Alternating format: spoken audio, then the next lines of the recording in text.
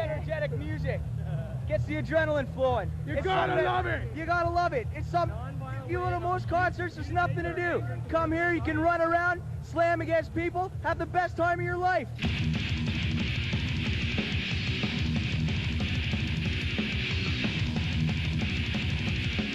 Entombed. It's a heavy band. Inbred. Voltura. Thrower. Obituary. The problem is it's an abundant amount of bands right now because death metal is growing. Most of the bands will weed themselves out after a while, and the more established bands will stick around.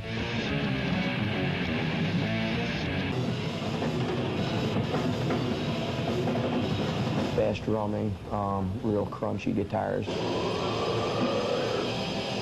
and heavy vocals, you know. Pretty much, you know, the vocals and the lyrical content have a lot to do with the death metal sound. You know, there's bands that are grindcore that, you know, have a little different sound, but some people might say they're death metal. So it's basically all in the listeners. You know, like Jack said, you might consider something death metal, another person might not. But as for everybody out there, we're death metal. Grindcore is a little more of like a hardcore edge to it, you know. They sing a little bit more about politically involved lyrics and things like that. They really don't dwell on horror or anything like that, or Satanism. So I think, you know, that pretty much separates the two. It's just, you know, a lot of power involved in these type of vocals, and a lot of people, they don't think there's too much talent in it. You know, they just kind of think that people are, you know, just barking vocals out or whatever, not even basically singing any words. But I do try to get every single lyric I write into my my singing style. So we try to keep it up. Once everybody gets their own style, I think, you know, death metal will definitely be an established form of music that people will know and grow to love.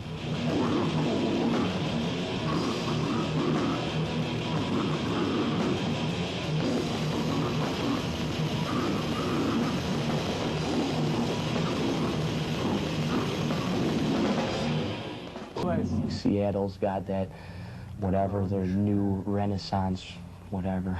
Yeah. And Florida's got death metal, and New York City's got serious hardcore, and you know, it's different all around the country, and people are just starting to mix together, so there's more people of each at shows. You know? You have your own style, you'll stand out, even if you go to Morrisound. I mean, the reason for going to Morrisound is just because it's the best studio in the world for this type of music, and there's no one better than Scott Burns to produce records, you know. On a personal basis and on a business level, he's the greatest producer on earth as far as I'm concerned. And as for this band, I don't think we're ever going to record anywhere else. So, I mean, to all those people that say it's trendy to record at Morrisound, they're basically they just have no knowledge of what's there.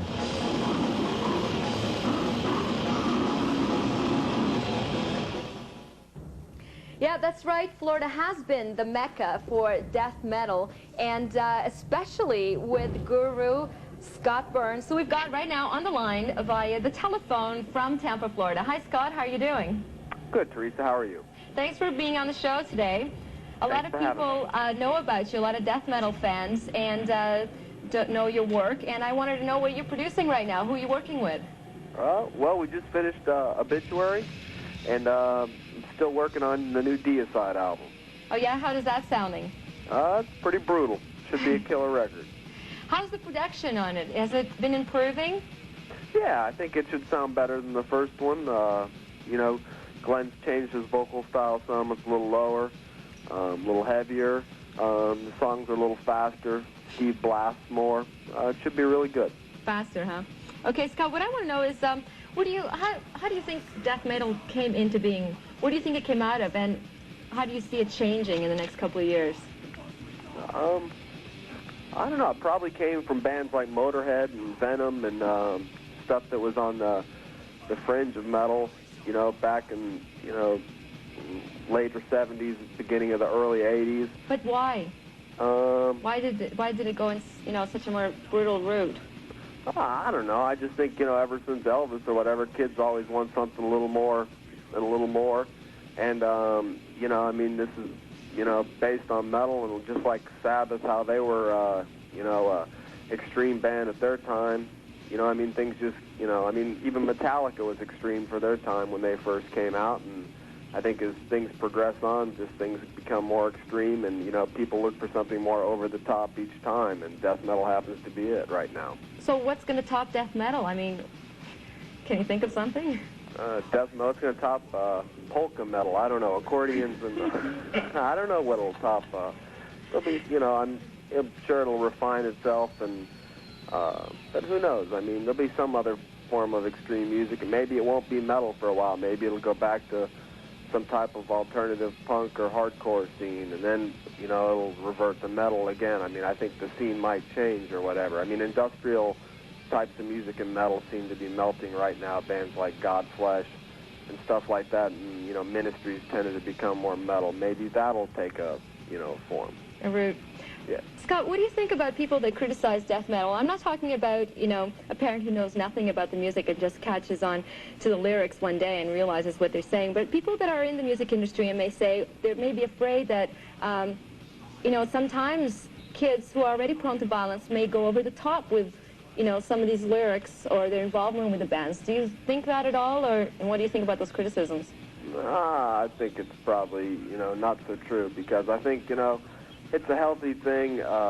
Kids just want, some type of outlet. We're all looking for something, and, it releases a little aggression, and it's a safe way to do it. I think kids that are have problems would have problems whether they listen to death metal or not. If you were, it's just like a person who has a dependency problem with drugs or alcohol.